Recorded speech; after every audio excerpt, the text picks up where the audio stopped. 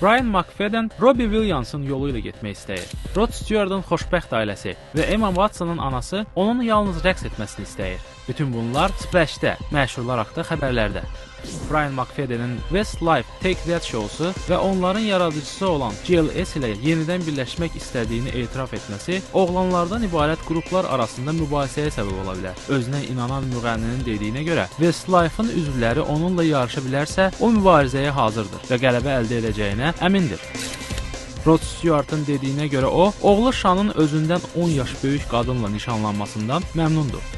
Məşhur rocker oğlunun nişanlısının gözəl insan olduğu, onların biri-birinə yaraşdığını və Şanın xoşbəxt olacağına əmin olduğunu deyib. Stewartlar onun ailəyə gəlməsini səbirsizliklə gözləyirlər.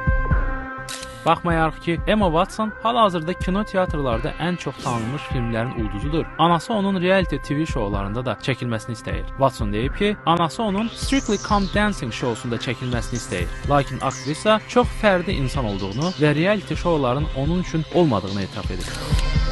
Rachel Weisz yeni Deep Blue Sea filmində səhnə çəkilişlərinə xüsusi diqqətlə yanaşır.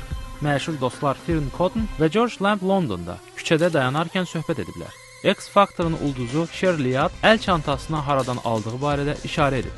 Və sonda Ralph Fiennes Potter filmində çəkilişlər zamanı kiçik problemlərlə üzləşib. Harry Potter'ın ulduzu Lord Voldemort kimi görünmək üçün hər gün makyaja əlavə 2 saat yarım vaxt sərf etməlidir. Bundan başqa geyim də narahatlıq yaradır. Bu geyimdə o nə yemək yeyə bilir, nə manevr edə bilir, nə də ki lazım olanda ayaq yolundan istifadə edə bilir. Vaşinqtondan Bəxtiyar Zamanov, Amerikanın səsi.